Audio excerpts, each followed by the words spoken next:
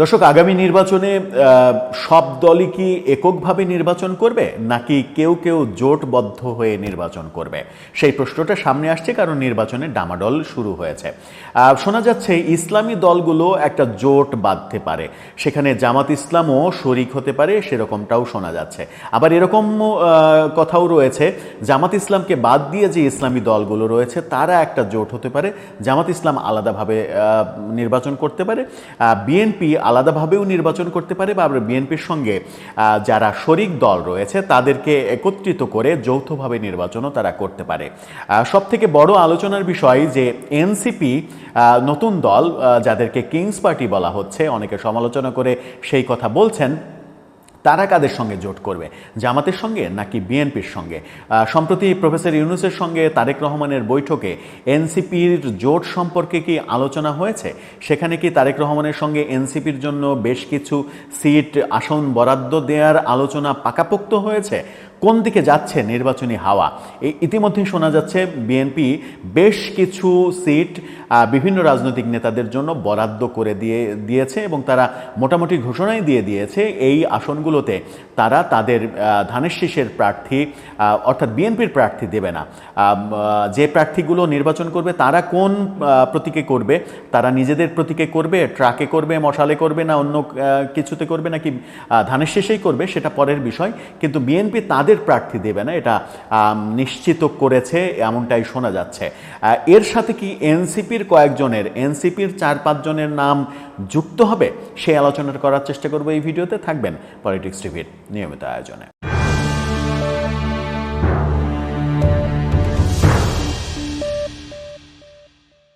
দর্শক, পলিটিক্স টিভির নিয়মিত ভিডিওগুলো স্পন্সর করছে প্রজাপতি.টিভি, নতুন ওটিটি প্ল্যাটফর্ম। আপনারা চাইলে ইউটিউবে, ফেসবুকে, ইনস্টাগ্রামে, টিকটকে দেখে নিতে পারেন। ডেসক্রিপশন বক্সে লিঙ্ক দেওয়া থাকবে, সেখান থেকেও আপনারা দেখে নিতে পারেন প্রজাপতির কার্যক্রম। চলে যাচ্ছি মূল ভিডিওতে। বলছিলাম আগামী নির্বাচনে কার কার জোট হচ্ছে। ইসলামী আন্দোলন সহ চরমোনাই পীর, হেফাজত ইসলাম যদিও রাজনৈতিক দল না, এই যে ইসলামিক দলগুলো, এই ইসলামিক দলগুলো এক একটা হতে পারে নির্বাচনী জোটে, সেরকম একটা আভাস শোনা যাচ্ছে। সেক্ষেত্রে জামাত ইসলামকে বাদ দিয়ে হবে নাকি জামাত ইসলামকে সহ তারা জোট করবে, সেই ব্যাপারে এখনও নিশ্চিত কোনো বার্তা পাওয়া যাচ্ছে না। মোটামুটি এখন পর্যন্ত নির্বাচনী যে ডামাডোল, তাতে জামাত ইসলামকে একাই মনে হচ্ছে। জামাত ইসলামকে শেষ পর্যন্ত একা নির্বাচন করতেই হতে পারে, এমনটাই মনে হচ্ছে। কিন্তু বিএনপি কি একা নির্বাচন করবে? যখন আওয়ামী লীগের নির্বাচন করার সুযোগ থাকছে না বলেই মনে হচ্ছে শেষ মুহূর্তে নাটকীয় কোনো পরিবর্তন না হলে আওয়ামী লীগের নির্বাচনে অংশগ্রহণ করার সুযোগ আর নেই বলেই মনে হচ্ছে, সেখানে বিএনপি কি একা নির্বাচন করবে নাকি বিএনপিও জোটবদ্ধ নির্বাচন করবে? বিএনপির তো মানে জয় ছাড়া পরাজয়ের সম্ভাবনা 0% বলেই মনে করেন বিশ্লেষকরা। সেই ক্ষেত্রে বিএনপি কেন জোটবদ্ধ নির্বাচন করবে? বিএনপি জোটবদ্ধ নির্বাচন করবে এই কারণেই যে বিএনপি তার শরিক কিছু দলের রাজনৈতিক নেতাদের এমপি হিসেবে সংসদে আনতে চায়। তাদেরকে এমপি হিসেবে এনে দীর্ঘদিনের আন্দোলন সংগ্রামে তাদের যে সম্পর্ক, সেই সম্পর্কের একটা প্রতিদান তারা দিতে চায়। সেই প্রতিদানের জন্য অন্তত 5-6টি আসন, শোনা যাচ্ছে 6টি আসন তারা এরই মাঝে ছেড়ে দিয়েছে। এই 6টি আসনে বিএনপির কোনো প্রার্থী দেবে না। সাথে যোগ হতে পারে এনসিপির অন্তত 4-5টি আসন। এনসিপি নেতাদের জন্য 4-5টি কিংবা 2-3টি আসন ছেড়ে দেওয়ার সম্ভাবনা থাকলেও থাকতে পারে। তবে সেই ক্ষেত্রে এনসিপি নেতারা যেখানে যেখানে তাদের আসন নিতে চায় সেখানে বিএনপির পক্ষে ছাড়া খুব কঠিন হবে। যেমন পঞ্চগড়, সার্জিস আলমের, নাহিদ ইসলামের জন্য ছাড়া খুব কঠিন হবে। শোনা যাচ্ছে নাহিদ তার এলাকা বাদ দিয়ে, মাগুরা বাদ দিয়ে ঢাকায় নির্বাচন করতে চায়। হাসনাত আবদুল্লার যে কুমিল্লার মুরাদনগরে, সেখানে বিএনপির পক্ষে ছাড়া সম্ভব হবে না বোধহয়। সেই ক্ষেত্রে হাসনাত আবদুল্লার জন্য আসন বরাদ্দ আদৌ সম্ভব কিনা, এই ব্যাপারগুলো রয়েছে। এই ব্যাপারগুলো যখন রয়েছে তখন ঢাকাতেও এনসিপির জন্য একাধিক আসন ছাড়ার বন্দোবস্ত হতে পারে যদি এনসিপির সঙ্গে জোটবদ্ধ নির্বাচন করতে চায় বিএনপি। প্রফেসর ইউনূসের সঙ্গে যে বৈঠক লন্ডনে হয়েছে, সেখানে এই ব্যাপারে আলোচনা হয়েছে বলে অনেকে মনে করেন, অনেকে আলোচনা করতে চান যে এনসিপির জন্য এক ধরনের ছাড় এবং প্রফেসর ইউনূসকে পরবর্তী সরকারের রাষ্ট্রপতি করা, এরকম বেশ কিছু চটকদার অফার বিএনপির তরফ থেকে করা হয়েছে বলেই প্রফেসর ইউনূস নির্বাচন ব্যাপারে ফেব্রুয়ারিতে ইতিবাচক মনোভাব ব্যক্ত করেছেন। সেগুলো শেষ পর্যন্ত বজায় থাকবে কিনা সেটা পরের ব্যাপার, কিন্তু এনসিপিকে যদি ছাড় দিতে হয় তাহলে ঢাকা, যেমন নাহিদ ইসলাম ঢাকা 8-এ নির্বাচন করতে চান, ঢাকা 8 কি ছাড়া সম্ভব বিএনপির পক্ষে? কোনোভাবেই ছাড়া সম্ভব নয়।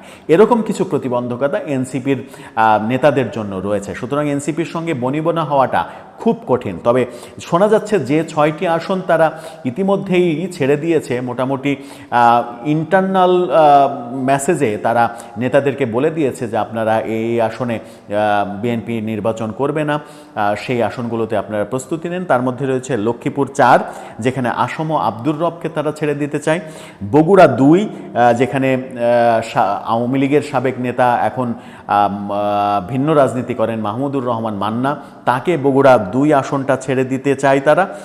ঢাকা 12 আসন ছেড়ে দিতে চায় জোনায়েদ সাকিকে, আলোচিত তরুণ নেতা জোনায়েদ সাকি, তাকে ঢাকা 12 আসনটা ছেড়ে দিতে চাই, যেখানে সর্বশেষ এমপি ছিলেন আওয়ামী লীগের সাবেক স্বরাষ্ট্রমন্ত্রী আসাদুজ্জামান খান কামাল। পটুয়াখালী 3 আসন ছাড়তে চায় তারা গণ অধিকার পরিষদের সভাপতি নুরুল হক নূরের জন্য, যেখানে আমরা অপ্রীতিকর ঘটনা গতকালকেই তো দেখেছি যে বিএনপির ব্যারিকেডের প্রেক্ষিতে নুরুল হক নূর তার নিজের এলাকায় যেতে পারেননি, সেখানে পর্যদস্ত হতে হয়েছে তাকে।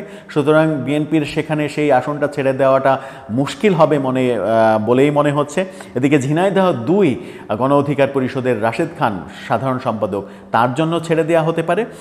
কিশোরগঞ্জ 5, যে আসনটা সাবেক রাষ্ট্রপতি আব্দুল হামিদের আসন বলেই আমরা জানি, সেই আসনটা অন্য একটি রাজনৈতিক নেতাকে ছেড়ে দেওয়ার কথা চলছে, এমনটা শোনা যাচ্ছে বিএনপির ভেতর থেকে।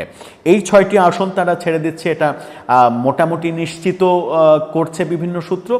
এর সঙ্গে যুক্ত হতে পারে এনসিপির কিছু 2-4টা আসন এবং 12 দলীয় জোট সহ বিভিন্ন দলের নেতাদের জন্য আরও কয়েকটা আসন ছাড়া হতে পারে। সব মিলিয়ে বিএনপি হয়তো 10 থেকে 12টা আসন ছেড়ে দিয়ে আগামী নির্বাচন করতে চাইছে। নির্বাচনে জয় নিশ্চিত হওয়া সত্ত্বেও তারা শরিকদের জন্য এরকম আসন ছেড়ে দিয়ে নির্বাচন করতে চায়, কারণ তারা সংসদে শরিকদের প্রতিনিধিত্ব চায়। সেক্ষেত্রে এনসিপি কি আগামী সংসদে আসতে পারছে? নাহিদ ইসলামরা কি আগামী সংসদে সংসদ সদস্য হিসেবে আসতে পারছেন? সেই প্রশ্নটা সামনে এসেই যাচ্ছে।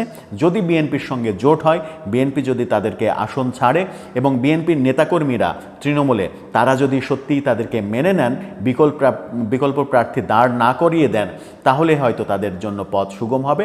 নতুবা আসন ছেড়ে দিলেও তৃণমূল যদি রাজি না হয়, তবুও তাদের সংসদ সদস্য হিসেবে সংসদে আসা অনেক কঠিন কাজ হবে বলেই মনে হয়। দর্শক, আপনার কি মনে হয় শেষ পর্যন্ত নির্বাচনী এই খেলার বলটা কাদের হাতে যাবে, কাদের কোর্টে যাবে, কে কিভাবে খেলবে?